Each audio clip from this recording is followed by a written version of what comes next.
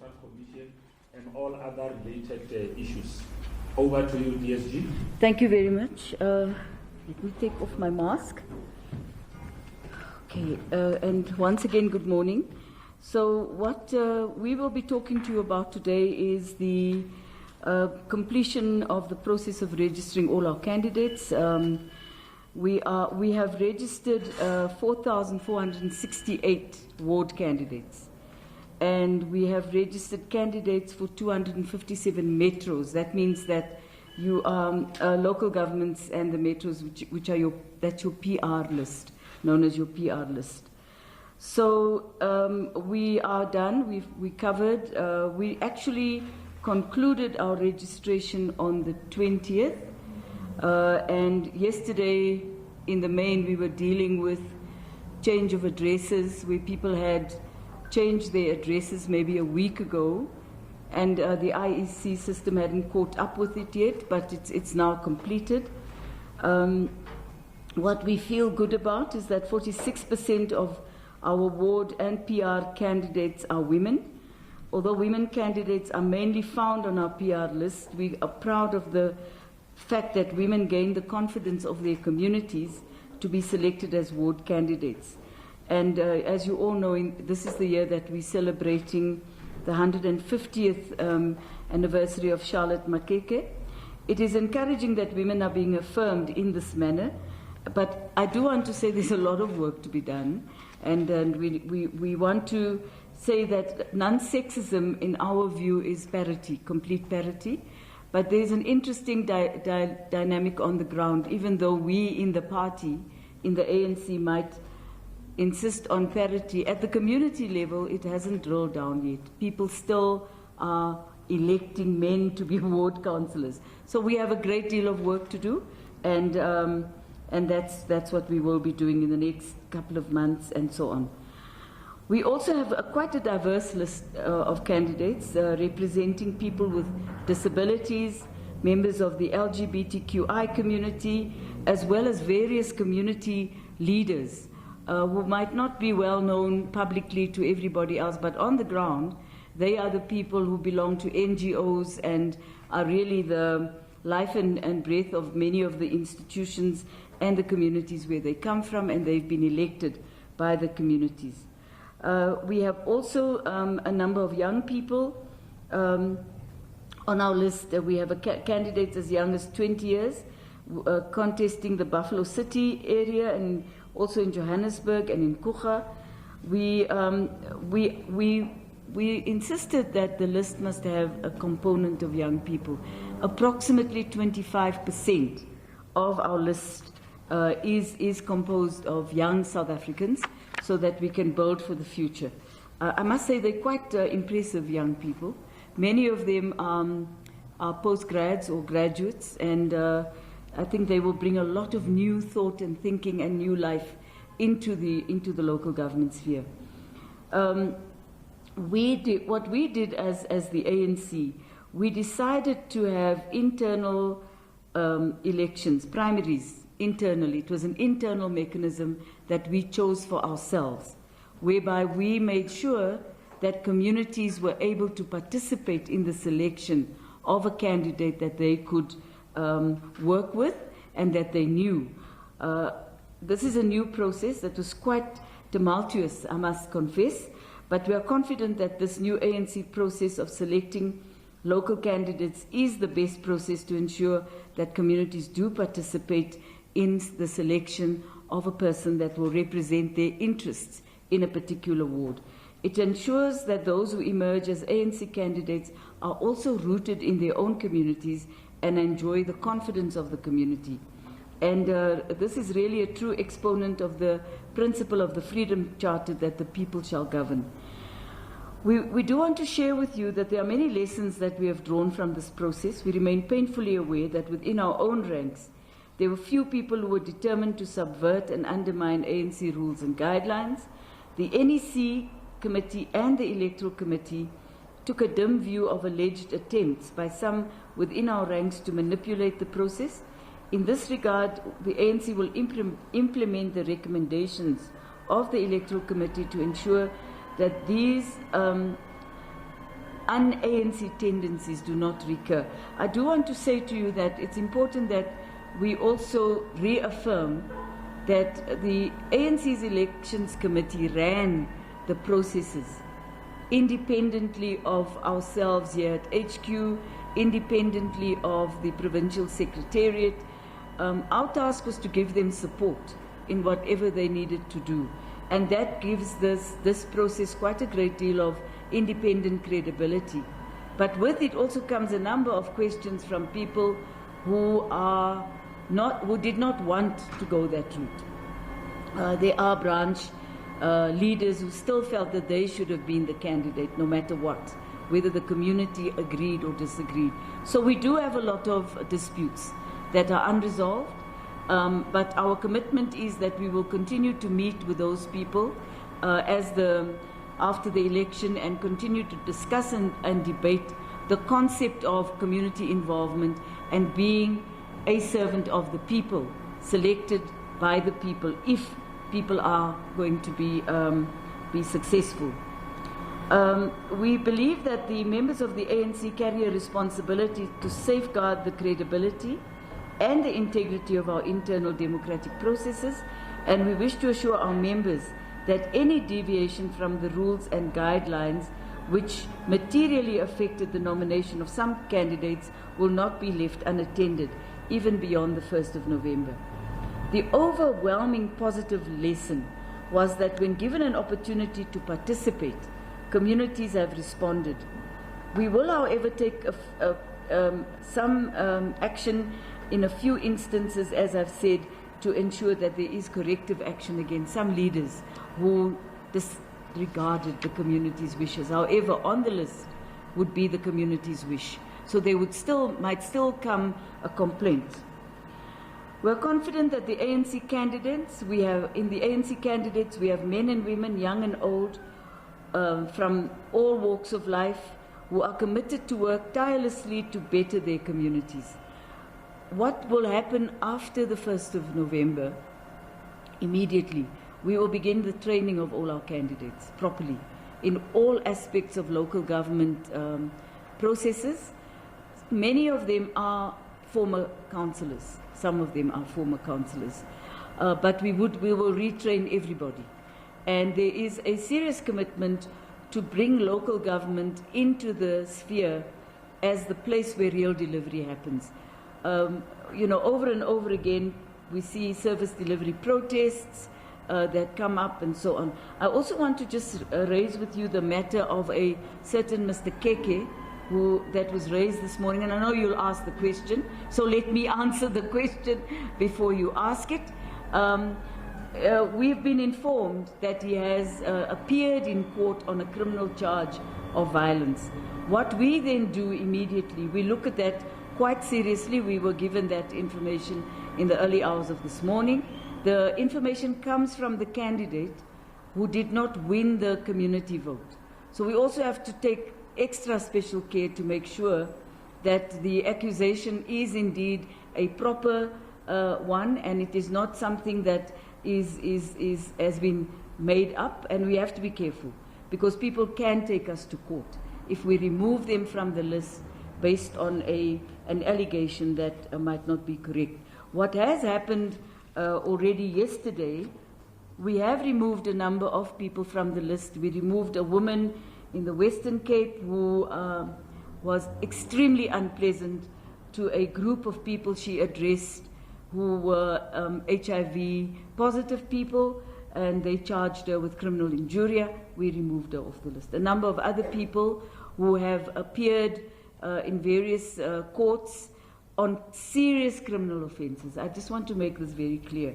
So if it's a traffic fine or a traffic offence, I would say 90% of those who drive might not be able to stand on any platform for anything. So that is not serious. What we regard as serious is housebreaking, rape, murder, assault with the intention to do grievous bodily harm, fraud, corruption. The list is endless, but it does not include a traffic fine. We also cannot include a person who's been given the option of a fine. and not a sentence, because the law enables people to stand who've been given an option of a fine. The legal system does that. So they could also become independents. Hence, the issue of traffic fines, we've received a lot of people sending a traffic fine allegation. So what happens now is we start receiving what is called an exception report from the IEC. So beginning this morning, the team looks at all the exceptions and we engage with the various councillors for whom there is an exception.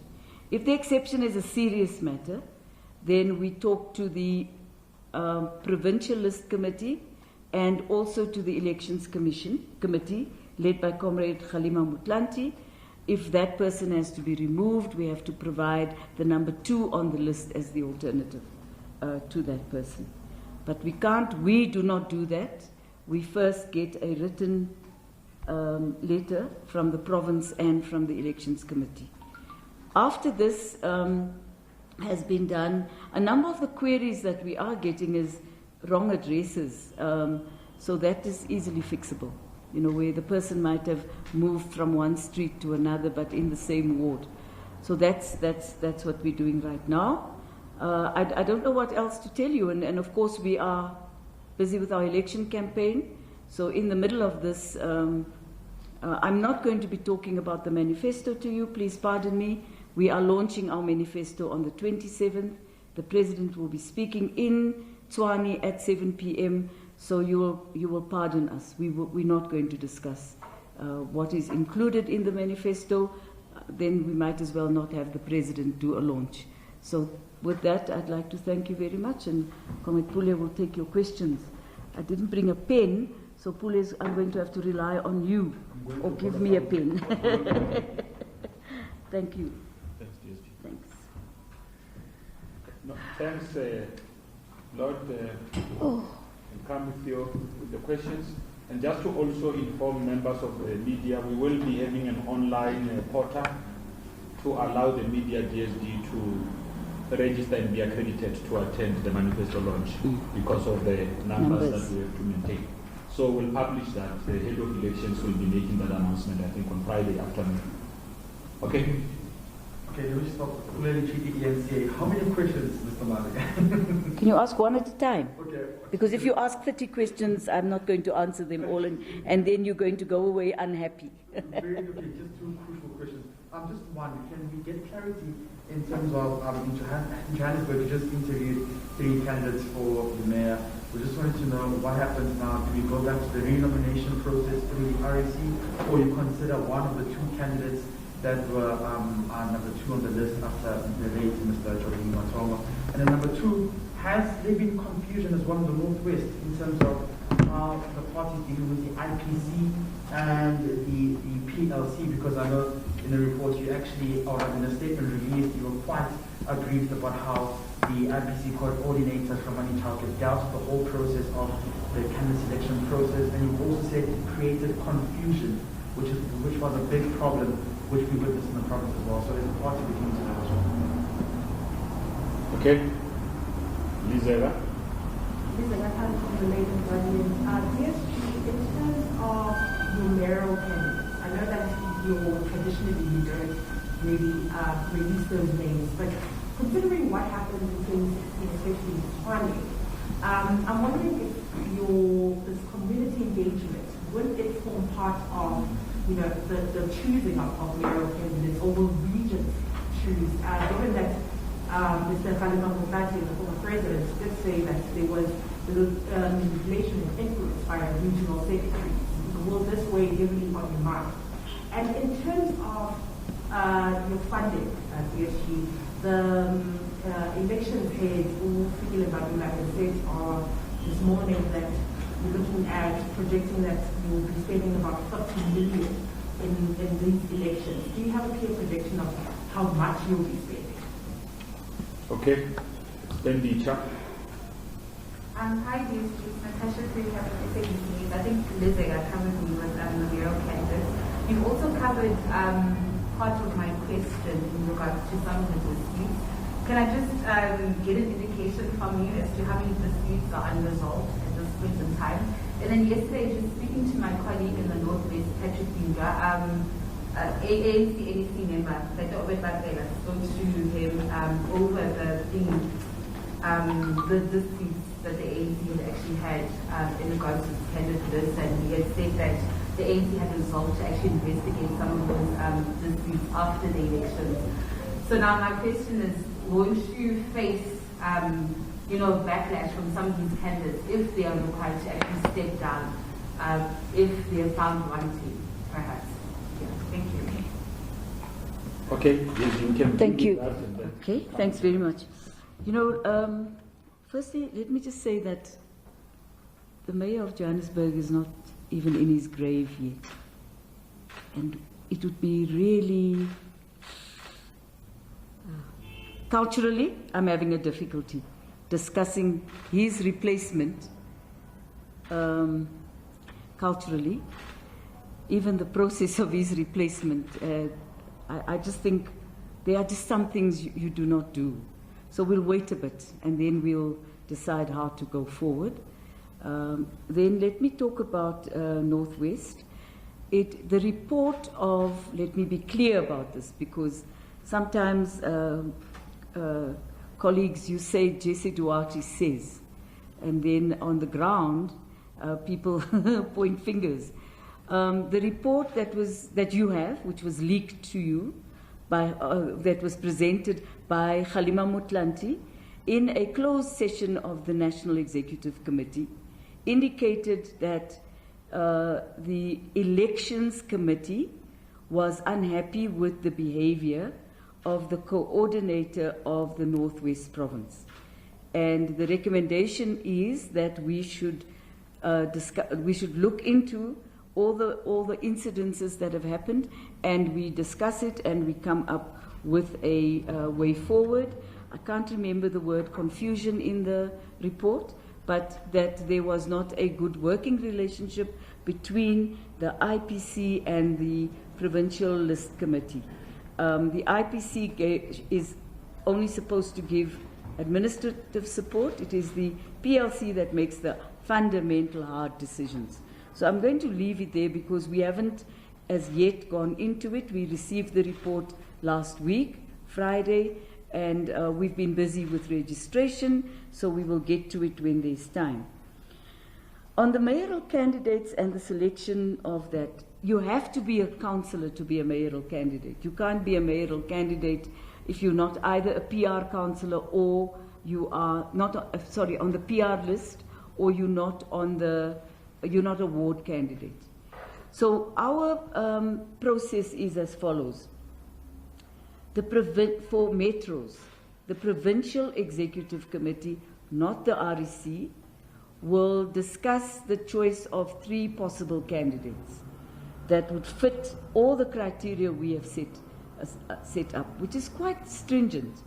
The people must have had a experience in government somewhere, so you did not have to. It did not mean that you should have been a councillor all your life, but you might even have been a minister, and you now stand as a ward councillor. We don't have any of those, I must just say. There's no one like that. But I'm just giving you that as an example. We prefer people who have a very solid understanding of financial management. We would prefer people who have a very deep-rooted understanding of the ANC itself. So a long-standing member of the ANC would be the preferred candidate.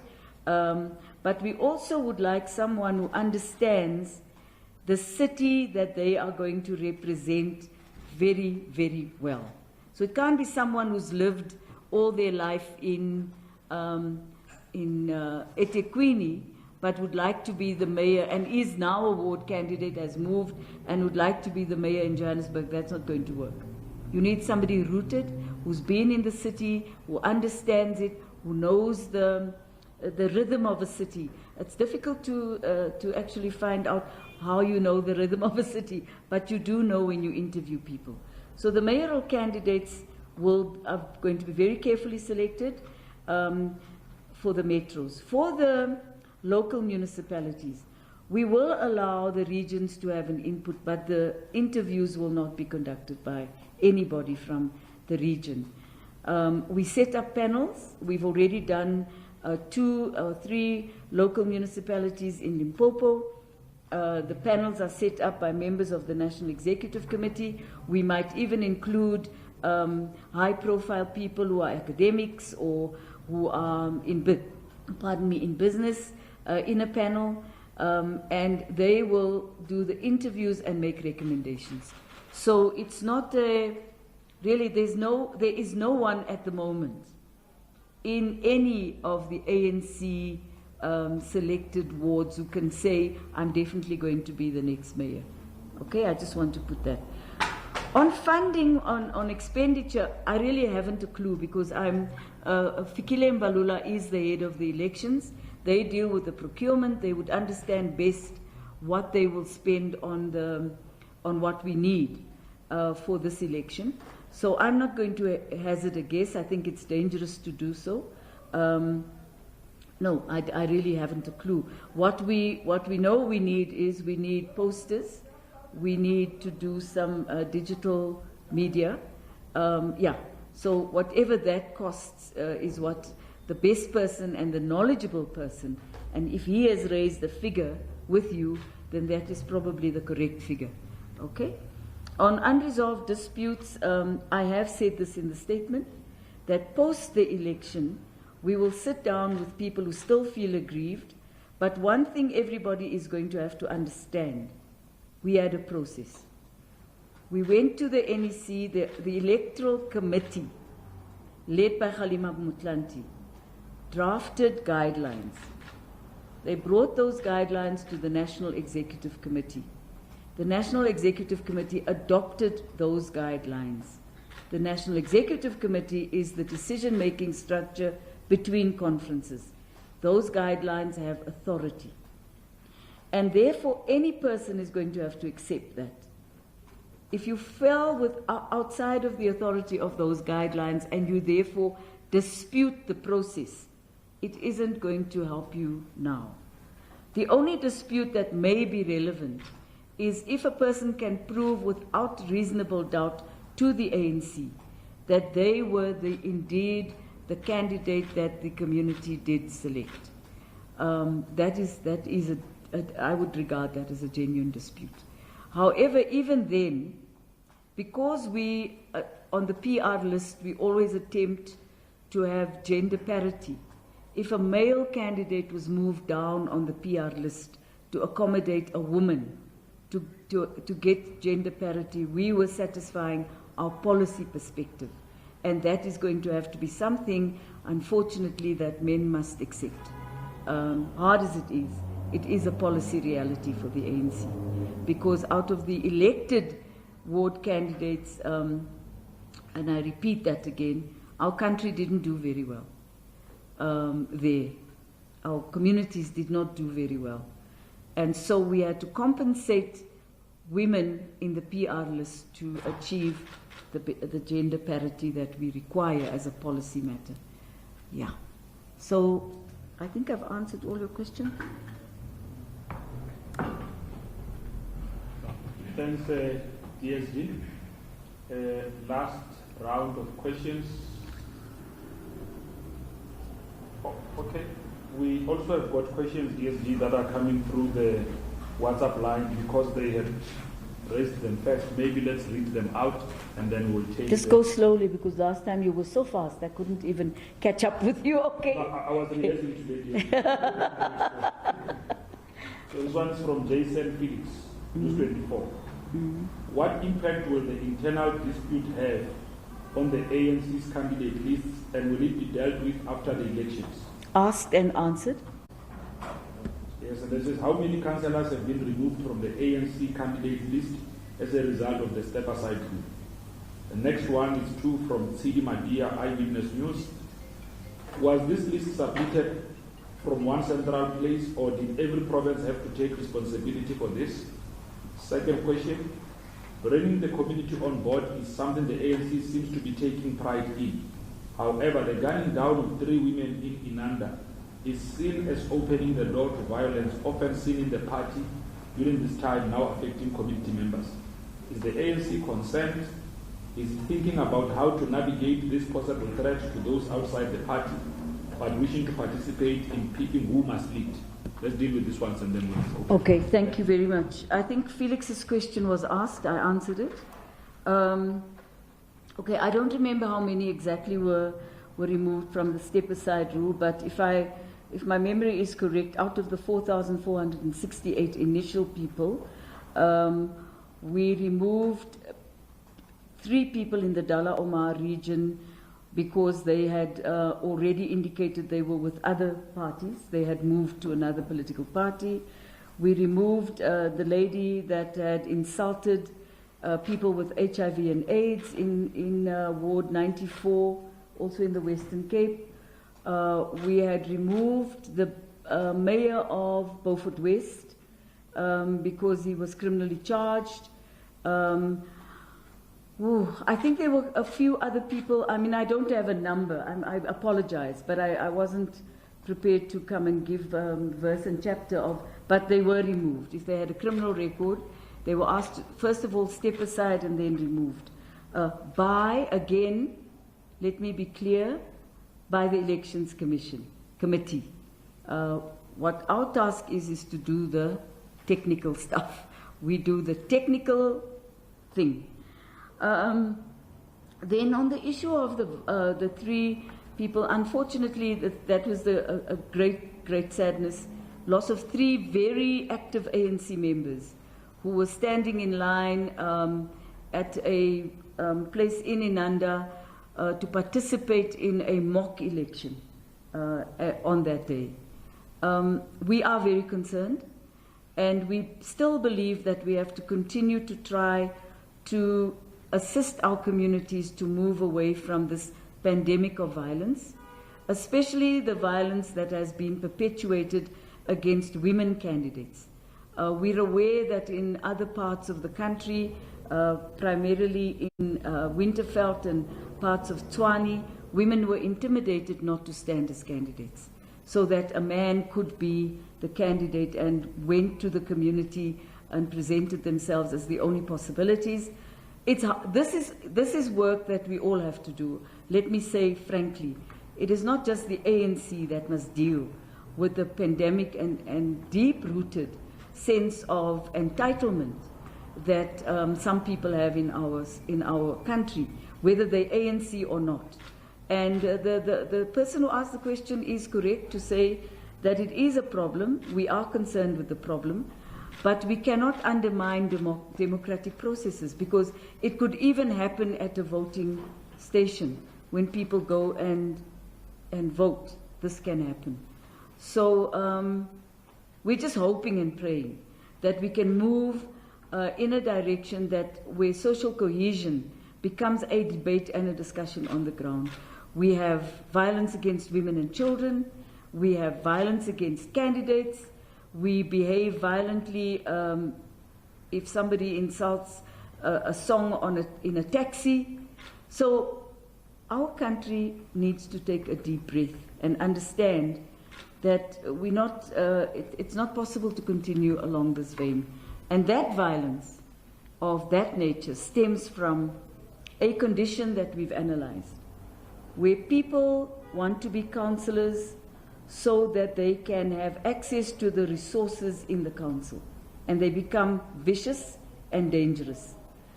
And the only way to actually overcome this is to have our communities decide who must be their representative. And we feel we're correct in that. Pule, over to you. Thanks, Jessie. Councillor, I suppose just the 2 questions, okay? Okay, we can proceed to...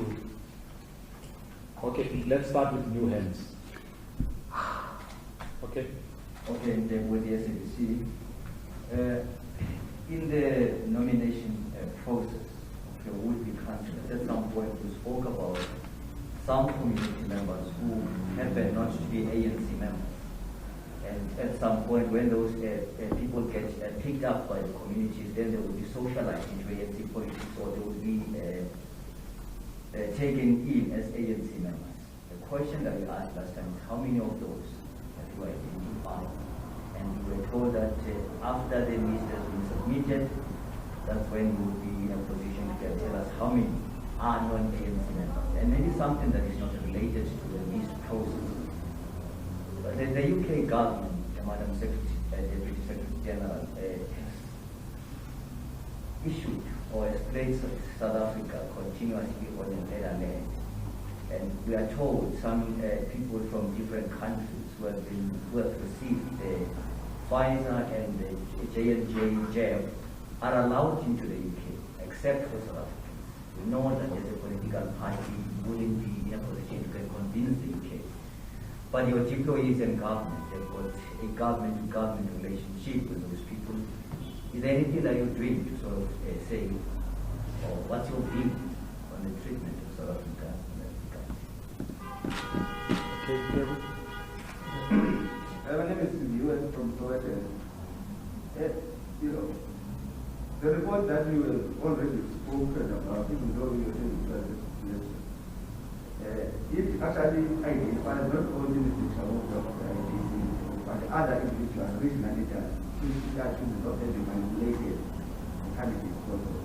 But now, as you were saying, the finalists that you have submitted, you say you have confidence in it, and you say you have confidence that if there are issues, they will be resolved, you know, after the election. But I wanted to ask, to what extent do you think the accusations that have been leveled against, you know, the regional leaders of having manipulated that process, to what extent have you been able to identify the one where they have actually done such manipulation? Because obviously, if you have not been able to question the integrity of the final list, and there is action that has been recommended against the area to which now the committee throws the ball on your board as the aim.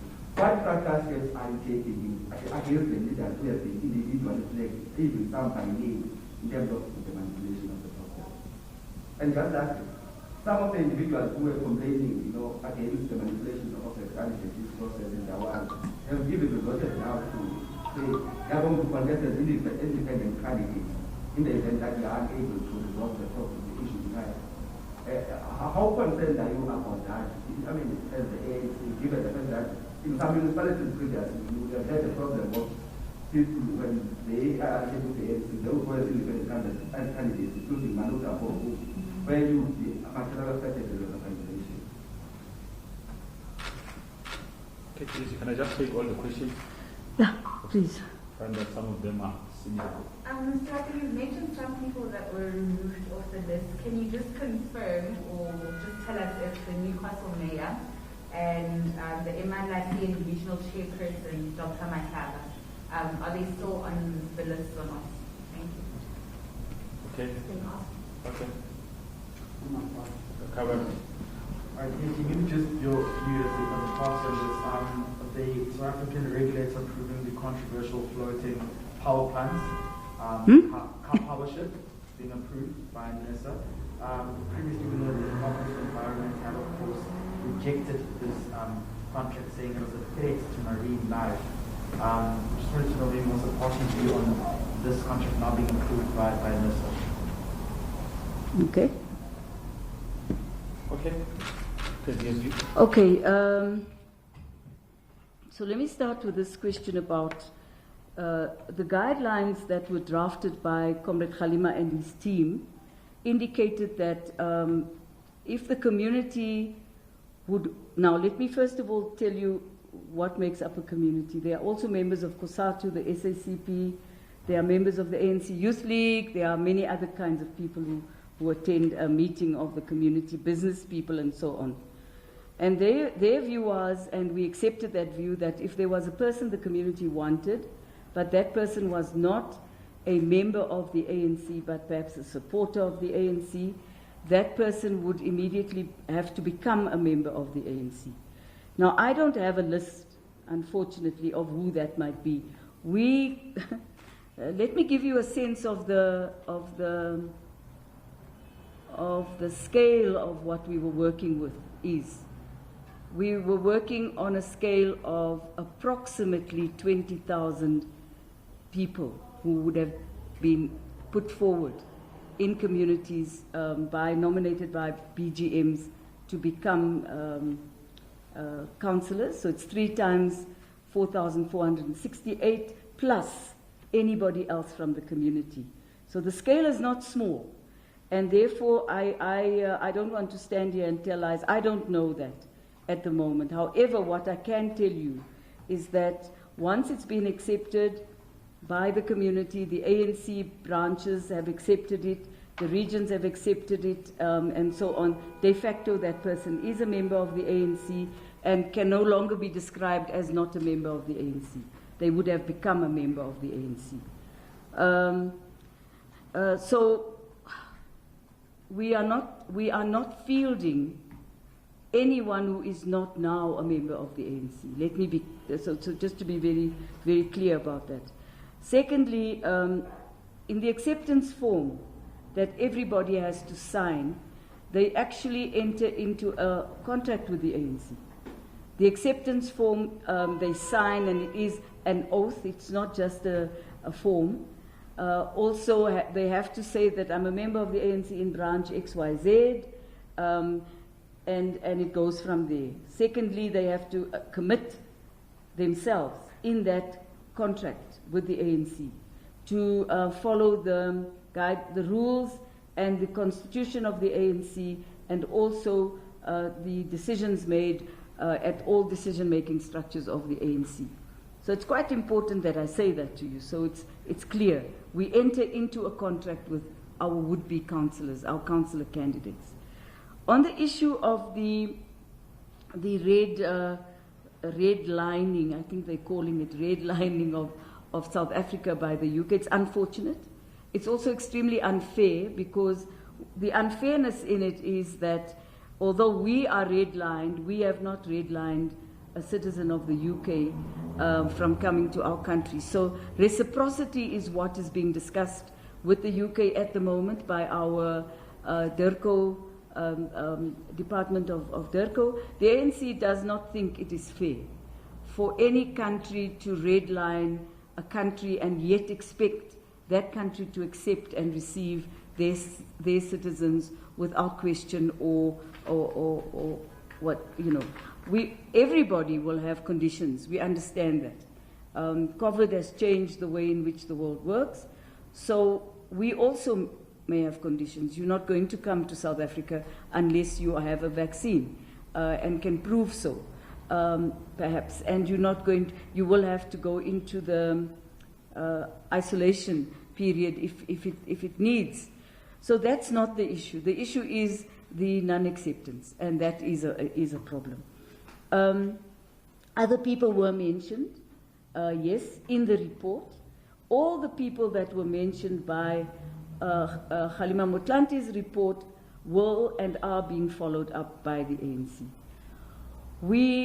In the NEC, we agreed that whilst it is right to raise the concept of discipline in the NEC, we still have to follow the disciplinary process of the ANC. So what we will do now is those that have been mentioned, and if I'm not mistaken, there are 3 that have been mentioned in total. All those 3 people, the recommendation is that there are investigations and disciplinary action be taken. So that you can be assured will happen.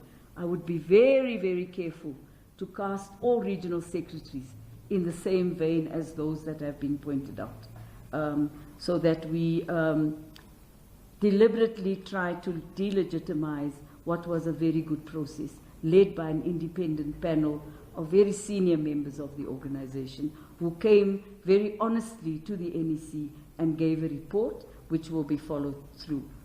Of course, people who are unhappy have already registered themselves as independents. If you didn't register by yesterday, you're not in the game. Registration closed for candidates yesterday. So yes, a number of people who did not make it in the process of being selected by a community may have gone another route independently. You know, this is a democratic society. We would expect that. But it doesn't mean that we must undermine our internal democratic processes to please people who might not be what the community wants. All right, let's now come out of that media briefing of the African National Congress proclaiming its councillor candidate list as being diverse, including youth, women, members of the LGBTI community, and that 46% of the award and candidates, are women. Now, the party's Deputy Secretary General Jessie Duarte says quite a number of people were removed from the lists, including those criminally charged and a certain member who insulted HIV-positive people. Now, the candidates, she said, are people who are deep-rooted members of the ANC and people who know the rhythm of the city. She was briefing the media on the status of the ANC Councillor Candidate registration process for the 2021 local government elections. This is the agenda on SABC News. Let's take a quick break. We'll be back in a moment.